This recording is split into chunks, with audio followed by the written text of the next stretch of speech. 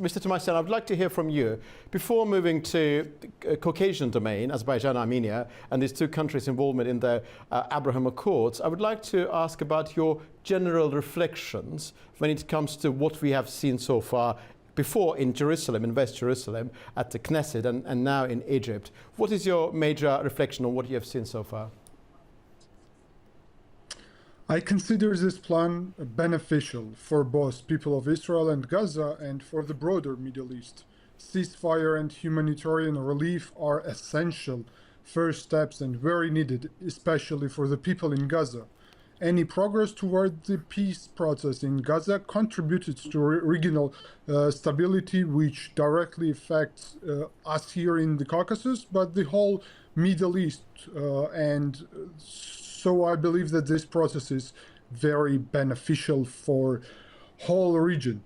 The participation in the summit of both Prime Minister Pashinyan and President Aliyev is also very significant. It shows that peace efforts are no longer isolated and we have now broader regional scope here.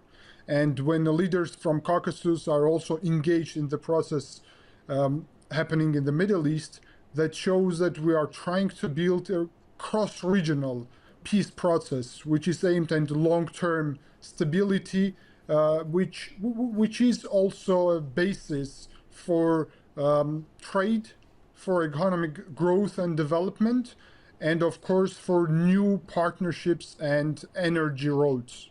Thank you, Mr. Tumasyan. Mr. Tumasyan, earlier in my brief chat with Ahmad, I talked about Azerbaijan's multidimensional identity, being a Turkic country, European country, Eurasian country, part of the Islamic world.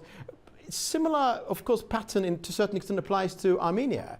Armenian Prime Minister Nikol Pashinyan is attending the Middle East Peace Summit. It effectively, as we understand, means that Armenia is also part of the wider Middle East.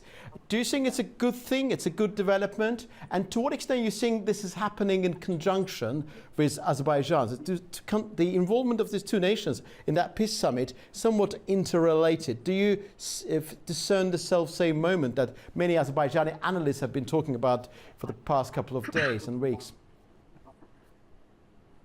We do see that positions of Armenia and Azerbaijan are now interrelated, and whenever Armenia is active in the Western countries, in Washington, in Brussels, Azerbaijan tries to be active there as well. Same happens in Beijing and in other platforms. The only platform which is missing there is, as you already mentioned, the organization of Turkic state. But I do believe that Armenia could be a valuable partner for the organization, since Armenia has good relations with all countries of the organization from Central Asia, and now is trying to build dignified relations with Azerbaijan and Turkey, and that could be another platform for cooperation. Of course, the upcoming European Political Community Summit in Yerevan is also another great opportunity, and I hope that the summit will be something similar to what's happening right now in Egypt in order to assist the peace process between Armenia, Turkey, and Armenia, Azerbaijan as well.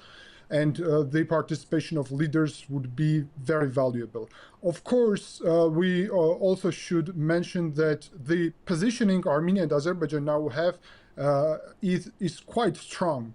And what happens in Gaza should remind us that even deep historical conflicts can move towards resolutions through leadership and negotiation. And the Caucasus too needs dialogue over division. What Prime Minister Pashinyan and President Aliyev shows us that the dialogue is now what's leading our countries and our societies as well. And real peace really requires courage, trust, and inclusive vision, both for Gaza, in Israel as well, and here in the Caucasus, for Armenia and Azerbaijan, not dominance and fear. And I believe that there is great opportunity to build the partnership based on such agenda.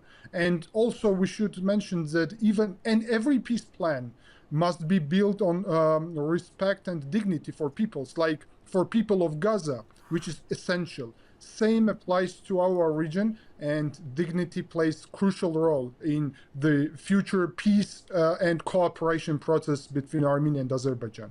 Thank you, Mr. Tumasyan. Thank you. I'm very grateful to all of you. But my last question to Mr. Tumasyan, if I may, literally, we've got a couple of seconds, really 45 seconds. Very briefly, you've talked about potential Armenian participation within the OTS and about Turkish-Armenian normalization. To what extent you perceive Turkish-Armenian normalization as a key game changer of this regional configuration? And are you satisfied with the latest developments taking place within that domain? Mr. Tumasyan, my last question is to you. That's very important, and there is really need to have a crucial and major steps in direction of Armenia-Turkey normalization, and opening border is the upcoming major milestone in that direction.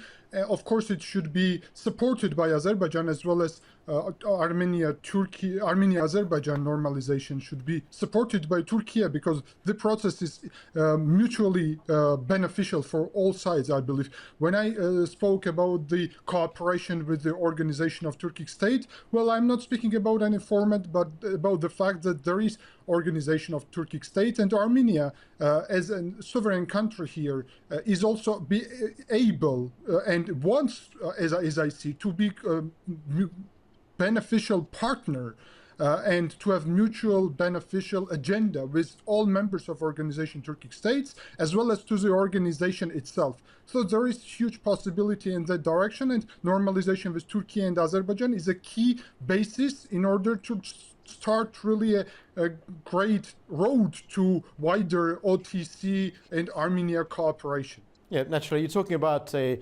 relationship between Armenia as a sovereign country with an international organization called OTS, and you said that prospects are there. Yes. Thank you very much indeed. I'm most grateful to you, Mr. Giorgi, Mr. Tumasyan, and Ahmad Ali. Very grateful to you for this very interesting conversation.